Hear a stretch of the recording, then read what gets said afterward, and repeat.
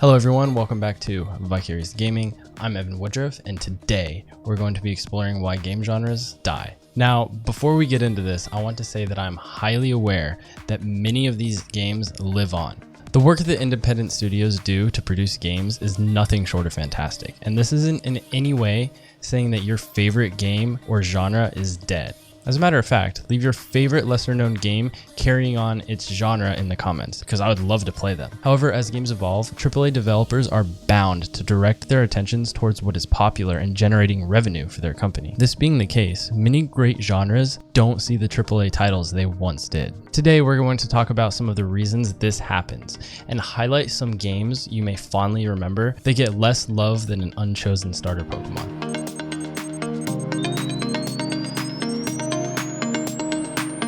While we all enjoy escaping the real world to play our favorite games, it is important to remember that gaming is big business. Blockbuster games can easily cost millions of dollars to produce before they're even ready to sell. Grand Theft Auto 5 cost $256 million to produce, and Blizzard Entertainment reported in 2008 that the cost of 4 years worth of upkeep on their game clocked in at $200 million US. That's not even counting production, just keeping the game running for 4 years. Considering these high numbers, companies need to make a return on their product. So when a game starts costing a company too much money, we often see that game or even entire genre be left by the wayside as developers shift to what is more financially responsible. The MMO genre is a perfect example of this.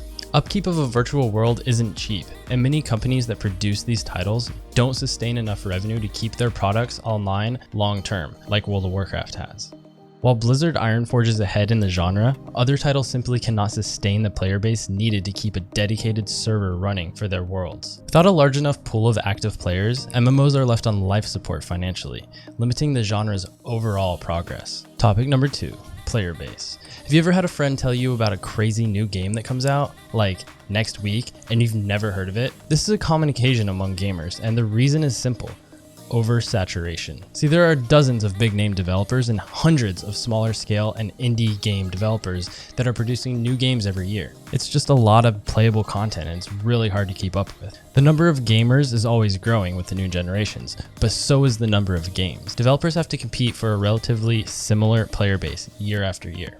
When games like Fortnite snag 41% of the gaming world into their active player count, it's a huge deal. Developers continuously have to move their products to where the players are, hence the flood of battle royale games that Fortnite inspired. When players flock to new games, developers flock with them, leaving their older products to fend for themselves without ongoing support from the players or creators. The success of one title can often dictate the direction of an entire industry for many years to come, constantly pulling resources away from less popular games or genres. Conversely, die-hard player bases are often able to keep their favorites around longer. StarCraft 2 remains one of the most dominant titles in the RTS genre, 10 years after its release. With the title so strong and the emergence of the MOBA genre draining their player base, new competitive RTS titles seem unlikely. On the other hand, when Halo 2 servers were set to shut down in 2010, a group of dedicated fans kept their consoles running and logged in for 3.5 consecutive weeks to keep the servers up. Eventually, their hardware failed and the server shut down.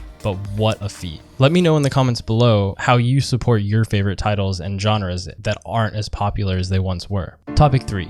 Technology advancements. As time goes on, developers have bigger and better tools at their disposal to design games. They become more ambitious and push into new directions. What was once groundbreaking and revolutionary is now played out and dull. Linear platformers like Crash Bandicoot will always be fun. But if you were a game designer who had made them for 10 years straight, wouldn't you be excited to try something new? The ultimate decision of what we play is in the hands of the developers. Whether the support exists or not, games aren't made without their knowledge and expertise behind them.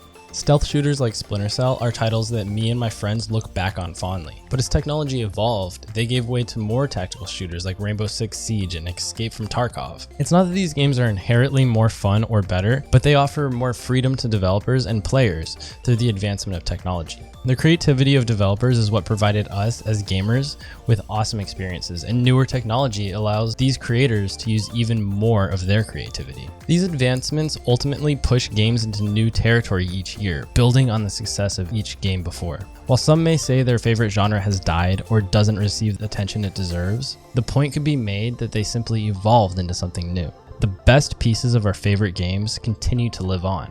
However, something is lost in the process of innovation, leaving some genres in the same position for years while others skyrocket overnight. So in conclusion, and my personal opinion, I think it's a shame that certain genres have died. But I'm also excited to see new genres arise as well. I personally miss a lot of the genres I grew up playing. I was a huge competitive RTS fan, and I don't see any new competitive RTS coming out anytime soon. But again, the RTS genre, in my opinion, has evolved into the mobile genre.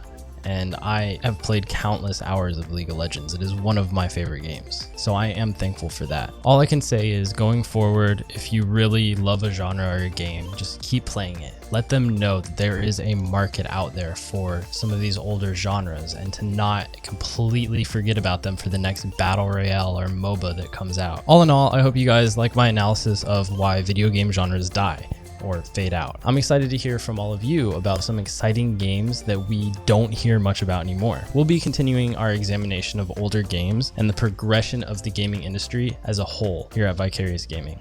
So be on the lookout for more videos, including first-time playthroughs of classic games and more. So if you like this video and what I'm trying to do here at Vicarious Gaming, please don't forget to subscribe, like the channel, and follow me on Twitter for updates going in the future. Twitter.com/Evan Woodruff.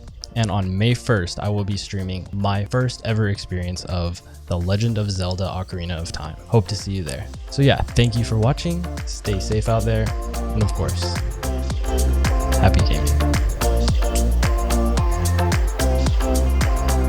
All right, recording done.